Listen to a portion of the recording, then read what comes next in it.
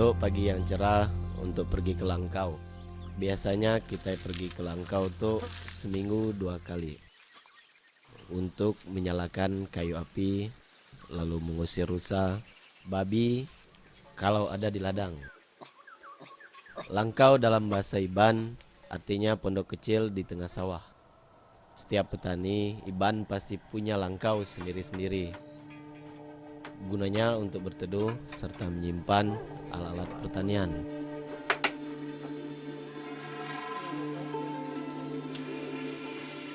Nama aku Florensius Rengga.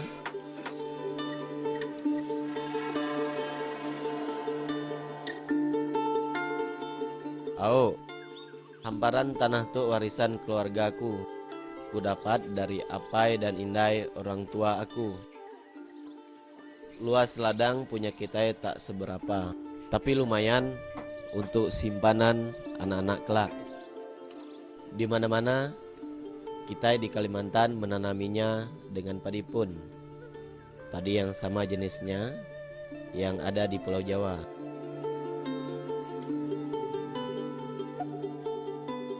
Kita percaya padi pun tuh punya roh baik yang mengantar anak padi jenis lain untuk tumbuh subur juga di ladang. Hal ini yang mengantar tempat aku tinggal menjadi kawasan lumbung padi.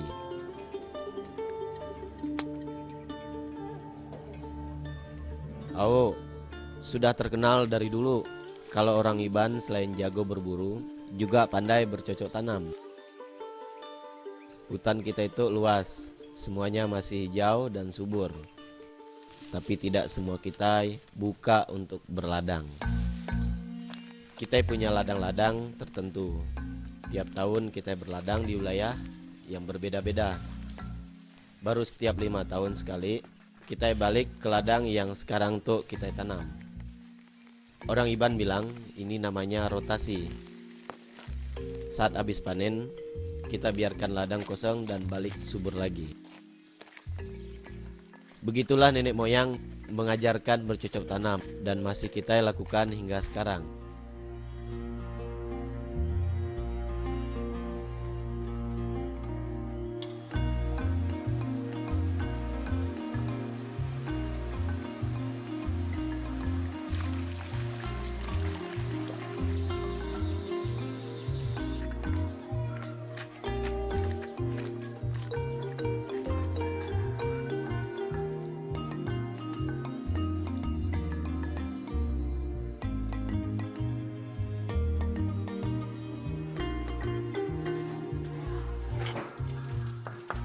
Bos, ambil petang. Siapa ada? Dua silang. Asang mengajak aku melihatnya membuat pantang. Pantang itu artinya tato dalam bahasa Iban. Buat kami di sini, buat pantang di badan jadi hal yang lumrah. Zaman aku dulu, buat pantang, aku masih memakai jelaga dari arang periuk atau kuali. Sementara durinya diambil dari pohon jeruk yang tajam. Aduh, sakit sekali. Kalau gambarnya rumit, bikin pantang bisa makan waktu seharian. Dan bekas lukanya bisa bikin demam. Tapi sekarang sudah susah kita cari duri pun jeruk. Jarum jahit pun bisa dipakai. Jelaga yang dulunya dari arang periuk pun dapat diganti dengan tinta Cina ini. Apai atau bapak aku pernah bilang, pantang itu tanda perjalanan hidup seseorang. Kita percaya, makin banyak tato, maka jalan hidup makin terang menuju alam keabadian. Pancetnya, pakai orang menolanya. Dulu, tato jadi alat pengenal paling mudah bagi kita. Saat perang suku, tato itulah yang digunakan untuk mengenali siapa lawan dan siapa kawan. Sudah tuh nih Pak, sudah. Setelah perang suku tidak ada lagi, tato dibuat untuk mengingat tempat-tempat perantauan. Makin banyak ia main ke kampung dan jelajah hutan-hutan, maka makin banyak pula orang muda Iban bikin pantang.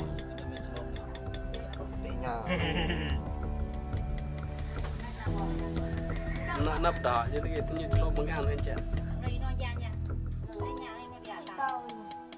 Bukan, hanya mau pian. Hai.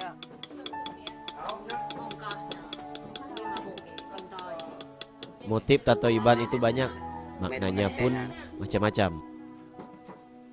Tato bunga terong punya asang ini paling banyak dipakai laki-laki Iban.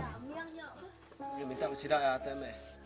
Bunga terong ada yang bersayap 6, ada juga 8. Ada yang buat di tangan, kaki, leher, serta ada juga mengukir seluruh tubuhnya dengan bunga terong. Orang yang bikin pantang bunga ini biasanya para perantau atau petualang. Yang 25. Jika ada yang membuat bunga terong di sekeliling pinggang, artinya dia sudah puas merantau. Dengan punya pantang tok di badan, rasanya makin bangga kita jadi suku Iban. Tapi kalau buat perempuan, tato tempat lengan diberikan untuk penghargaan atas prestasi dan bakat, seperti dalam menenun, menari, dan menyanyi. Ya, begitulah nilai luhur peninggalan nenek moyang kita. Sesuatu yang sakral dan akan terus kami pertahankan.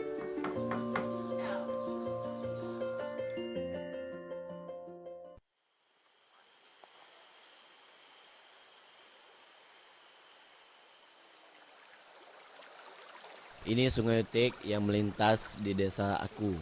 Utik dalam bahasa Iban artinya putih.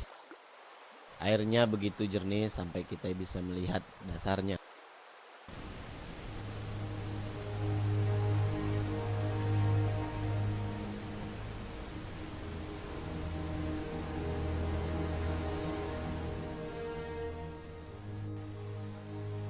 Kalau tenang, Sungai Utik menyenangkan, tapi kalau bandang bisa bikin bahaya.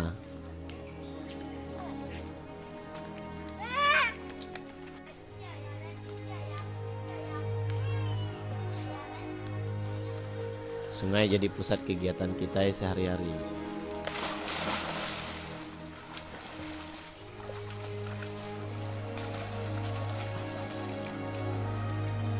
Mau air untuk masak, minum, mencuci, mandi dan irigasi ladang diambil dari sini.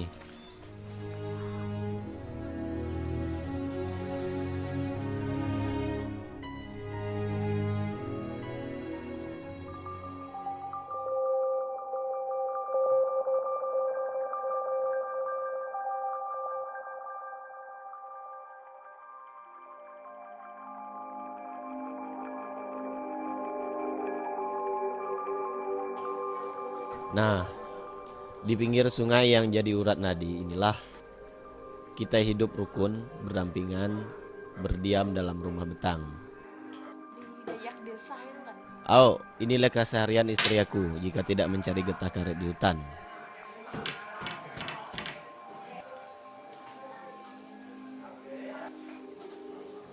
Ia mulai belajar menenun dari Inai atau mamanya saat masih remaja.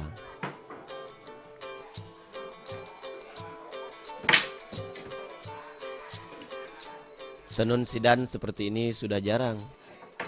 Buatnya lama dan butuh kesabaran. Jika sudah jadi, biasanya kita pakai sendiri. Nah, di rumah kita itu ada sekitar 300 orang yang tinggal di sini, termasuk keluargaku. Selain menenun, Inai-inai di sini juga pintar menganyam tikar. Bahannya dari daun kerupuk yang bisa kita jumpai di hutan.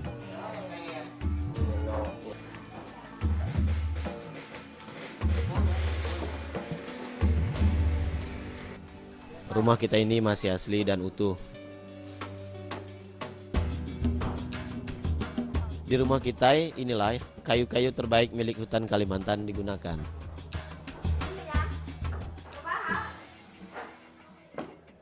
Kini sudah makin jarang suku Dayak yang tinggal di rumah betang. Orang banyak ke kota untuk bekerja. Kayu-kayu juga makin susah dicari. Untuk membangun rumah Panyai pasti harus pikir-pikir lagi. Apalagi sejak marak penebangan hutan ilegal, kayu terbaik kita banyak dicuri. Ini yang jadi ketakutan kita di sini.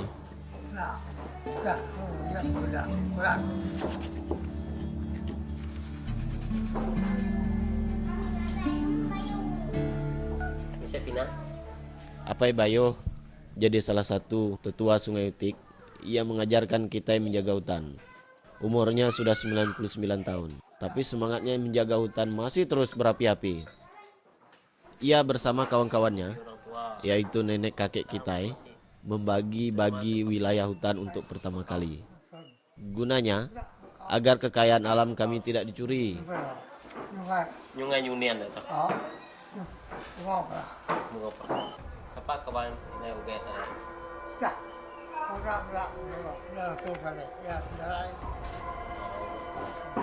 Dari Apai Bayo, legenda tentang asal mula suku kami juga sering terucap. Iban itu dalam bahasa kita artinya manusia. Dan Iban dulunya banyak berasal dari tempat yang sekarang jadi Sarawak. Banyak yang menyusur sungai dan tinggal di pedalaman Kalimantan. Suku Iban jadi suku paling kuat di Borneo ini karena dianggap jago dalam berperang. Kita sebutnya mengayau atau berburu kepala manusia. Makin banyak kita kalahkan musuh, orang Iban akan bikin tato di badannya. Tapi mengayau kini sudah tak ada lagi. Kita lebih suka menjaga hutan dari kepunahan.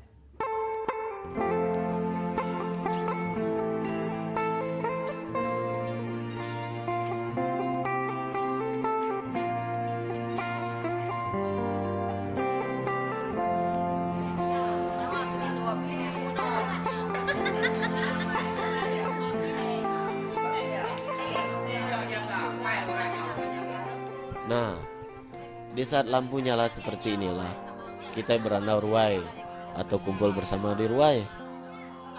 Ruai adalah sebagian selasar atau depan rumah. Di ruai inilah semua kepala bertemu untuk bertukar pikiran.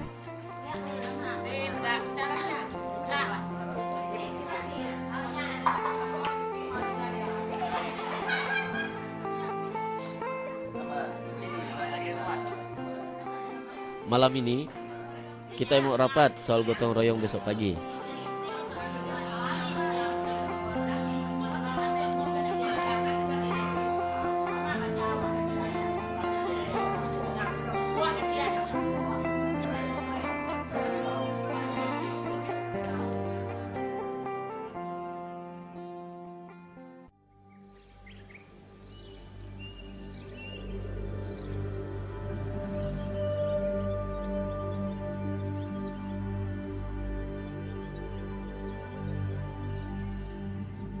Hutan Kalimantan jadi pusat kehidupan kita orang Sungai Utik. Dari hutanlah semua bahan makanan, kayu, dan air jernih berasal.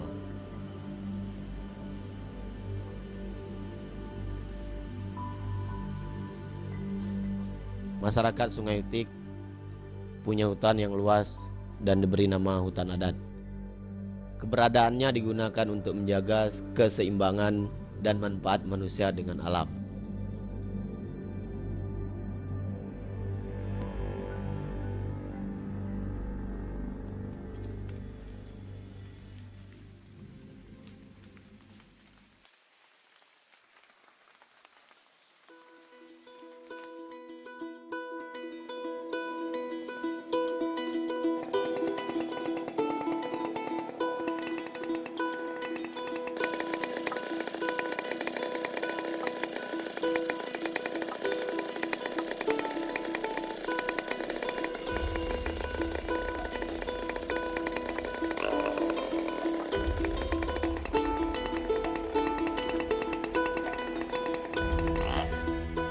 Saking luasnya hutan kita ini, pembagian kawasan pun dibagi-bagi.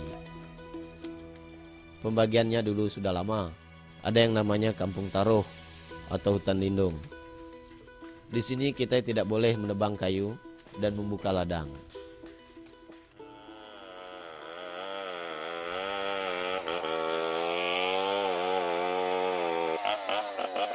Yang lain dinamakan kampung galau atau hutan cadangan.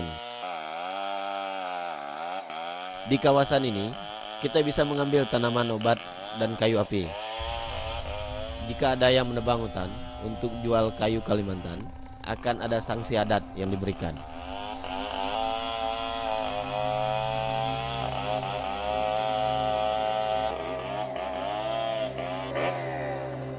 Nah, di Kampung Nor Kerja atau kawasan hutan produksilah gotong royong hari ini dilakukan. Atas kesepakatan tadi malam di Ruai, hari ini kita bersama-sama akan tebang kayu untuk memperbaiki rumah betang.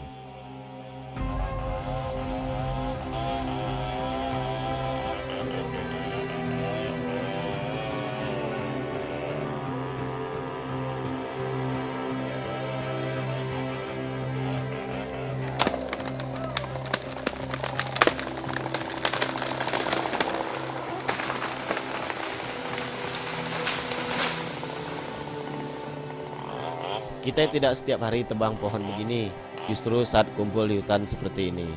Sekalian cek batas-batas hutan kita.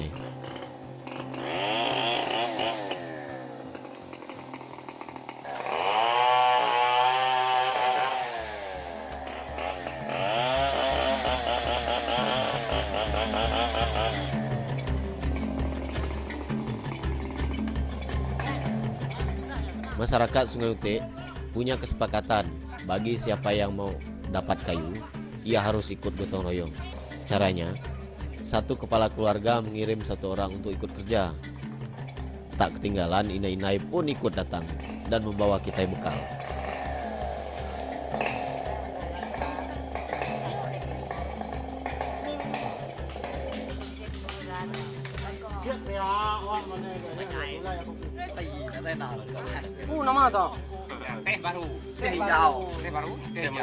Gotong royong seperti ini biasanya dilakukan tiap 6 bulan sekali.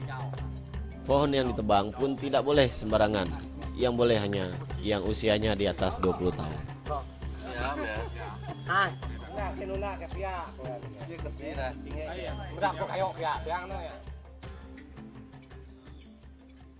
Kayu yang sudah dipotong lalu dibuat hingga jadi lembaran-lembaran seperti ini. Satu keluarga bisa dapat 20 sampai 40 lembar jika ikut gotong royong setiap hari. Dengan cara ini, masyarakat kita dapat pembagian hasil hutan yang sama rata. Kita juga dilatih untuk tidak mementingkan diri sendiri, serta menjaga hutan untuk tetap lestari.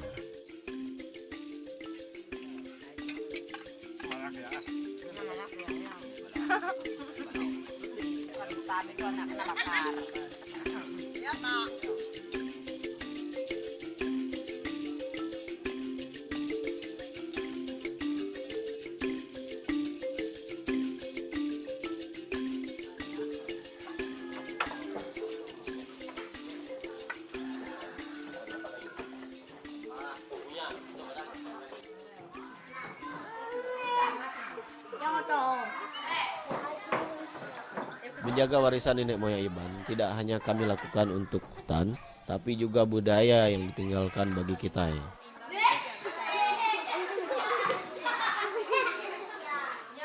Seminggu 2 kali istriku mengajar tari di rumah kita. Semua anak Iban di rumah Panjai bisa ikut.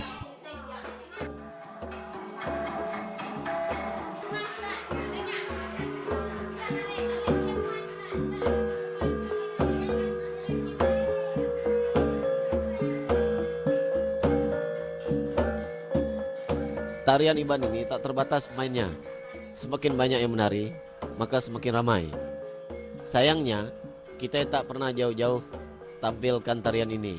Anak-anak hanya tampil di acara perpisahan sekolah dan saat ada tamu yang datang ke rumah.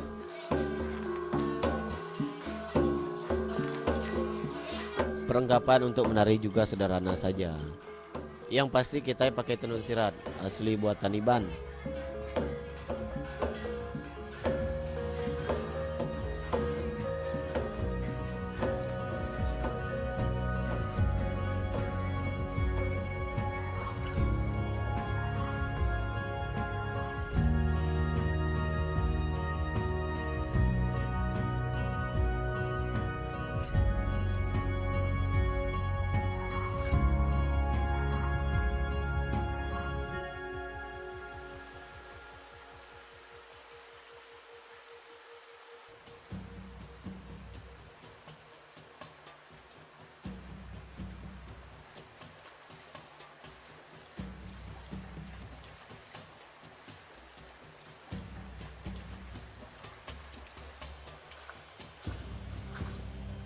Begitulah orang Dayak Iban tak pernah bisa jauh dari hutan. Sungai, ladang, dan hutan jadi penyangga hidup kami. Sama pentingnya dengan kayu yang menyangga rumah betang kami. Dari desa Sungai Utik, kami berjuang melestarikan alam dan menjaga warisan nenek moyang. Inilah kebanggaan kami menjadi orang Iban, menjadi orang Indonesia. Indonesia bagus.